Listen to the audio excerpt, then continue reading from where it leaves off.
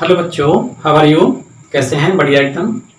तो चलिए आज के वीडियो में हम डिस्कस करने वाले हैं Newton's law of gravitation and universal law of gravitation, जिसको हम न्यूटन्स लॉ ऑफ ग्रेविटेशन के नाम से भी जानते हैं। तो एक मैंने यहाँ पर क्वेश्चन लिखा हुआ है, why the Apple falling downward. ये क्वेश्चन आपके मन में भी आ रहा होगा, मेरे मन में भी आया है और मेरे मन में भी आया था मतलब। और अब से कई साल पहले न्यूटन एक फिजिसिस्ट थे, फेमस फिजिसिस्ट, उनके मन में गया था। तो उसका आंसर हमें यहां से मिलेगा, उन्होंने जो लॉज दिए थे। उससे पहले हम क्या करेंगे, इनके बारे में डिस्कस करेंगे।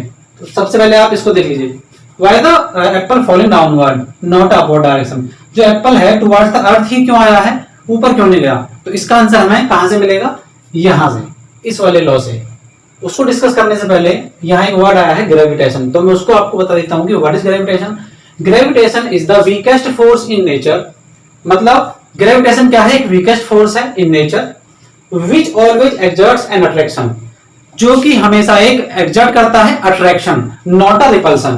That is gravitation is never repulsive, जो कि हमेशा ही क्या होता है? नेवर रिपल्सिव होता है। मतलब हमेशा क्या करता है? वो अट्रैक्शन करता है, नेवर रिपल्सन, कभी भी रिपल्सन नहीं करता है। ठीक है, जैसे यहां लिखा हुआ मैंने, the earth is approximately 14 crore 76 lakh kilometre away from sun. मतलब जो सन और अर्थ के बीच की डिस्टेंस है वो ये है, और फिर भी हमें ये महसूस होता है, ये फील होता है कि जो अर्थ है उसी पर ही अट्रैक्शन होता है। जो एप्पल है वो नीचे ही क्यों आया, ऊपर क्यों नहीं गया? स्काई की तरफ क्यों नहीं गया? सन की तरफ क्यों नहीं गया? इसका मतलब यह है कि जो हमारे जो डिस्टेंस है बिटवीन मतलब एप्पल एंड अर्थ वो बहुत ही कम है due to a sun and apple. तो उसका भी यहां पर कुछ मीन्स है। उसके लिए हम क्या करेंगे, न्यूटन ने एक स्टेटमेंट दिया। न्यूटन ने क्या दिया? एक स्टेटमेंट दिया। Newton states that every object in the universe attract to each other of the universe with a force which is, अब यहां से देखिएगा, चाहे तो आप इसको पॉज करके एक बार नोट कर लीजिए। इसको मैं, every object in the universe attract to each other, मतलब जो दो ऑब्जेक्ट हैं, सपोज करें दो ऑब्जेक्ट हैं, वो अट्रैक्ट करते हैं to each other with a force. अब ये फोर्स क्या होता है? Force directly proportional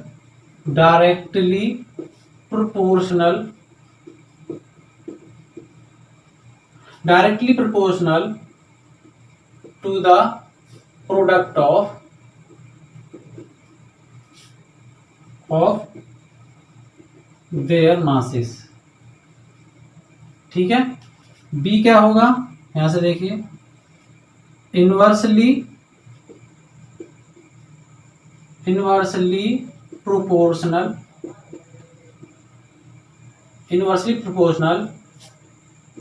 to the square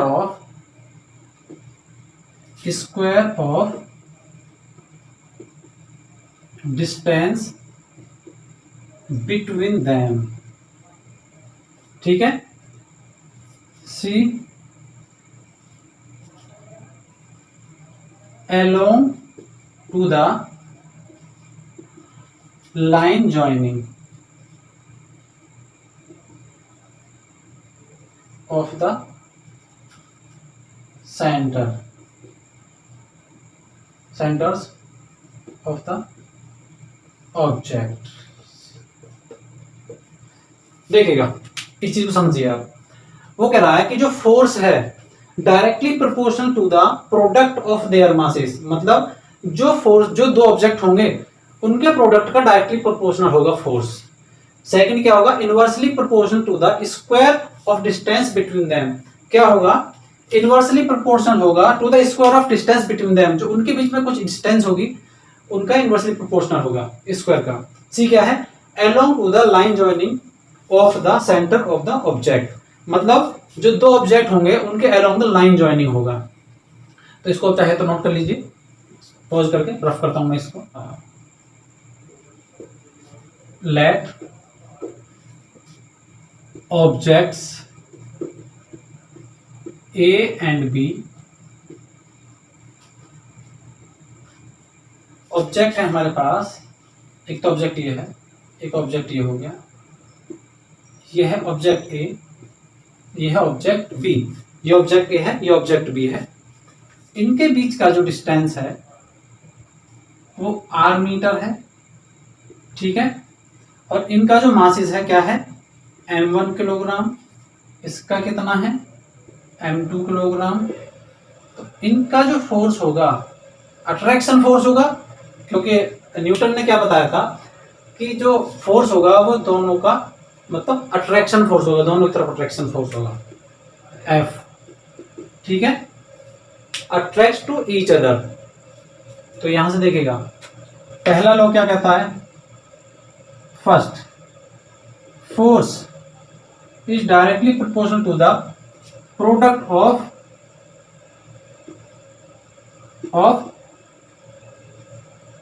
masses, means F is directly proportional to the m1 into m2।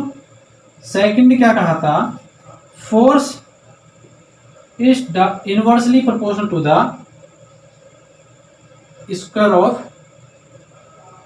Distance.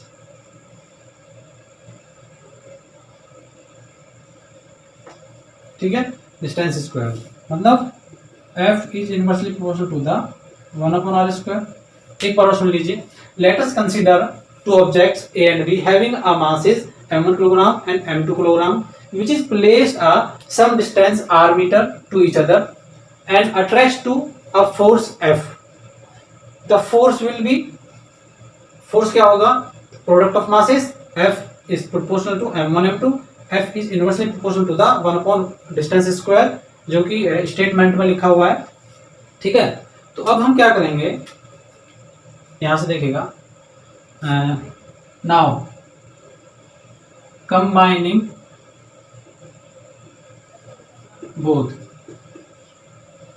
यहां से देखिएगा कंबाइनिंग बोथ, दोनों के अकॉर्ड, दोनों से हम क्या करते हैं, force is proportional to the m1 m2 upon r², ठीक है। फोर्स क्या है, F इज इक्वल टू यहां से क्या आ जाएगा, एक कांस्टेंट आ जाएगा, जब हम प्रोपोर्शनल को हटाते हैं तो कांस्टेंट लिखते हैं, m1 m2 upon r²।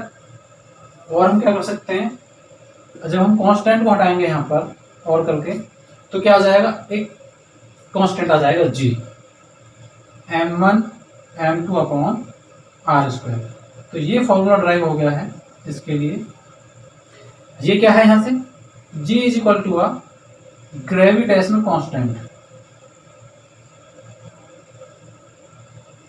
Gravitational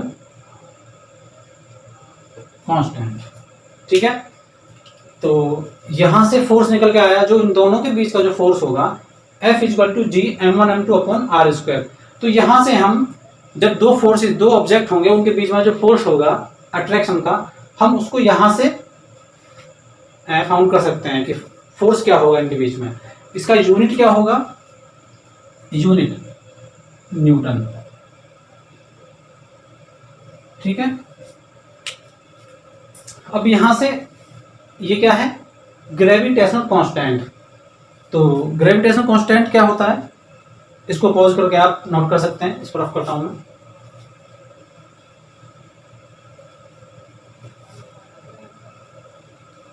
यहां से देखिएगा, इसको बोलते हैं universal gravitational constant G, universal gravitational constant, universal gravitational constant, ठीक है।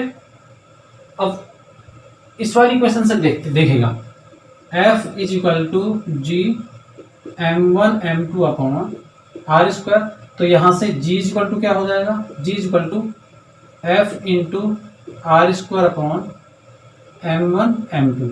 यहां से g की वैल्यू फाइंड कर सकते हैं हम, मतलब g के लिए फॉर्मूला है। बट यहां से देखिए क्या लिखा हुआ है, ग्रेविटेशनल यूनिवर्सल ग्रेविटेशनल कांस्टेंट। इसका मतलब है क्या कि in the universe gravitational constant मतलब जी की वैल्यू हमेशा कांस्टेंट होती है to the every point of the universe. तो यहां से इसका यूनिट क्या होगा, unit of G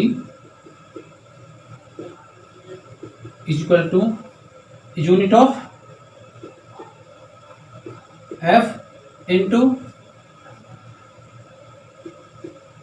unit of R क्या है, डिस्टेंस है, square upon unit of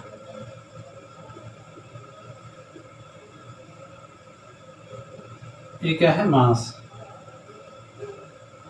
into m1 kilogram है, m2 किलोग्राम है। तो यहां से हम देख सकते हैं क्या हो जाएगा, फोर्स का यूनिट क्या होता है, न्यूटन, इसका यूनिट क्या हो जाएगा, मीटर स्क्वायर अपॉन इसका क्या हो जाएगा, किलोग्राम स्क्वायर। तो यहां से जी का यूनिट क्या हो जाएगा, unit of G, unit of G क्या हो जाएगा यहां से, ठीक है, मतलब unit of G equal to newton metre square पर किलोग्राम स्क्वायर। तो इसको आप नोट कर सकते हैं पॉज करके। अब यहां से मैं कुछ और बताता हूं आपको, देखिए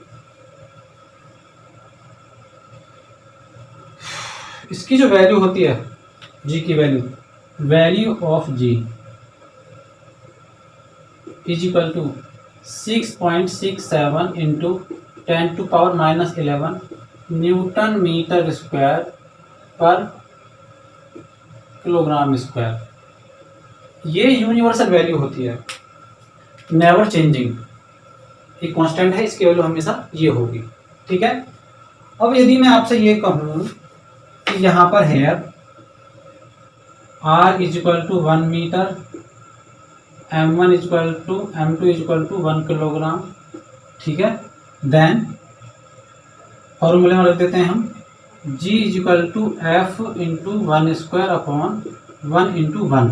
तो g इज इक्वल टू क्या हो जाएगा, f, मतलब यहां पर क्या हो जाएगा, यदि डिस्टेंस उनके बीच में कितना हो, 1 मीटर हो और मासेस क्या हो दोनों ऑब्जेक्ट के 1 किलोग्राम हो, तो जो ग्रेविटेशनल कांस्टेंट हो जाएगा वो उन दोनों के अट्रैक्शन फोर्स के इक्वल हो जाएगा। मतलब सपोज करेगा जैसे कि अब हमें क्या देखना है यहां से, फ्रॉम इन लॉ हमें याद होगा F is equal to M A, यहां से देखिएगा सेकेंड लॉ है न्यूटन का, Newton's law of second, Newton's law of motion second, F is equal to M A. जब एप्पल हमें नीचे लगता है कि डाउनवर्ड हो रहा है, ठीक है, तो यहां से देखिएगा फोर्स क्या है, फोर्स अट्रैक्शन फोर्स इधर भी लगता है और उधर भी लगता है, बट इसका मास क्या है, ड्यू टू अर्थ इसका मास बहुत ज्यादा नेग्लिजिबल है। तो हमें कैसा लगता है कि ये ड्यू टू अर्थ डाउनवर्ड इसकी तरफ अट्रैक्ट हो रहा है। अट्रैक्ट तो ये भी कर रहा है अपनी तरफ क्योंकि दोनों में अट्रैक्शन हो रहा है, ठीक है, बट मास इसका कम है। हमें जो अर्थ का एक्सेलरेशन है वो बिल्कुल नेग्लिजिबल लगता है। तो हम कह सकते हैं या हमें जो ऑब्जर्व होता है हमें, तो एप्पल फॉलिंग डाउनवर्ड हमें एप्पल दिखाई देता है। Thank you so much, I hope आपको ये वीडियो समझ में आया होगा, आपको ये लेक्चर समझ में आया होगा। तो वीडियो को लाइक करिए, शेयर करिएगा और सब्सक्राइब करिएगा मेरे चैनल को, और आपको जैसा लगा हो आप कमेंट में ज़रूर डालिएगा। Thank you.